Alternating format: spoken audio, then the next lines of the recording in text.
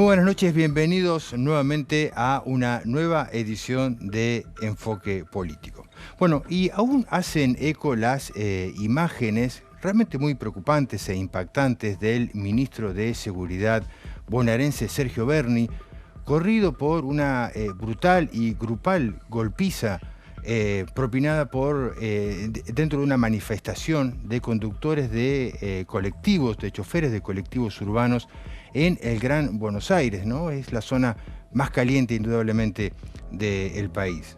Muchas veces nosotros aquí en este espacio hemos hablado de las 2 o 3 provincias que coexisten dentro de la geografía bonaerense y que hace muchas veces, y digo esto de manera personal, muchas veces difícil de analizar y de debatir con las herramientas que tenemos aquí en el interior, las problemáticas que acuden en el Gran Buenos Aires y en las grandes ciudades, porque realmente a veces, si vemos cosas que ocurren en el conurbano bonaerense, parecen como sacadas de otra dimensión o de otra realidad que tienen poco que ver con nosotros, los bonaerenses que vivimos en el interior, cuando en realidad esto no debería ser así, ya que vivimos y habitamos la misma provincia.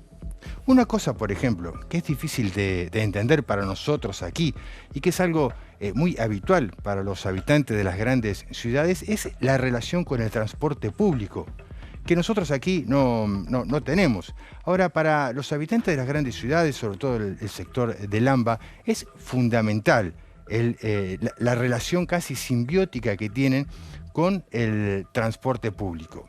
¿Por qué decimos esto? Bueno, porque es la primera página del día para ellos.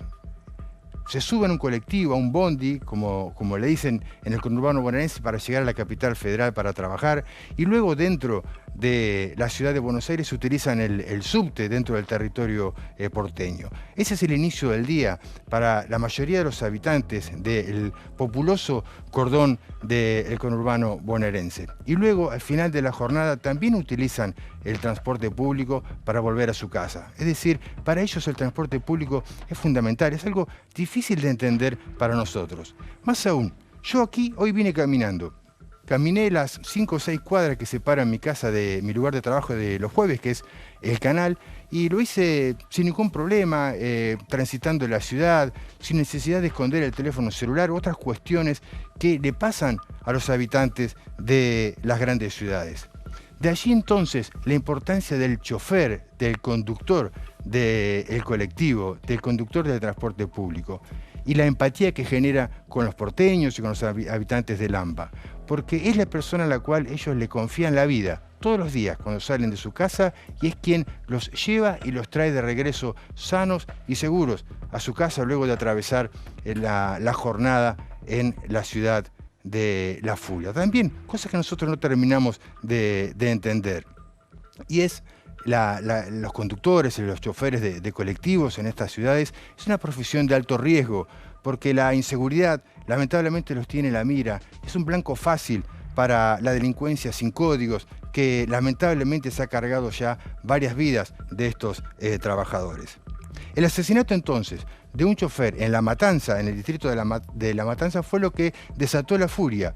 Y la pagó Berni, pero la pudo haber pagado cualquier otra persona. ¿Por qué? Porque lo que está de fondo es el hastío, el cansancio, el mal humor popular de mucha gente que no encuentra solución a sus problemas cotidianos, como por ejemplo ir y volver del trabajo, que parece una odisea en esas ciudades tan complejas que rodean la capital federal e incluso también dentro de la capital federal. Y decíamos que lo pudo haber pagado cualquiera, porque en este caso fue Berni, pero en realidad no es Berni el que fracasó, sí también él, entre otros tantos. Lo que ha fracasado es la clase política, que no puede darle soluciones a la gente, a los trabajadores, a su cotidianidad, a cuestiones básicas, como para poder ir y volver del trabajo. Y más aún, la política vuelve a cometer errores cuando ante un caso tan grave como el asesinato de un trabajador comienzan a disputarse los votos sobre un hecho de sangre y se escuchan mensajes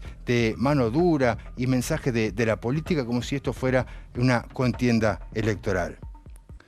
Eso por un lado. Por otro lado, por más mal que esté la gente, por mayor que sea el hastío político, el cansancio y el mal humor popular, no se puede justificar la violencia. No se puede justificar que alguien le pegue a otra persona. Y parece mentira que tengamos que estar aclarando esta situación, pero si se escuchan algunos discursos mediáticos y algunos discursos de la clase dirigencial política, hasta algunos han comenzado a justificar la violencia, o bien si la misma se emplea para determinadas personas. La política tiene que hacer los deberes, debe bajarse los niveles de la confrontación, de la grieta y de la disputa verbal, porque de allí hacia abajo prenden los malos ejemplos y se crea este caldo de cultivo, que algunos festejan cuando al país le va mal o cuando se producen hechos de violencia, pensando que esto les lleva votos para su molino, sin entender, sin lograr decodificar que en realidad el hartazgo, el hastío y el mal humor popular no es contra un ministro,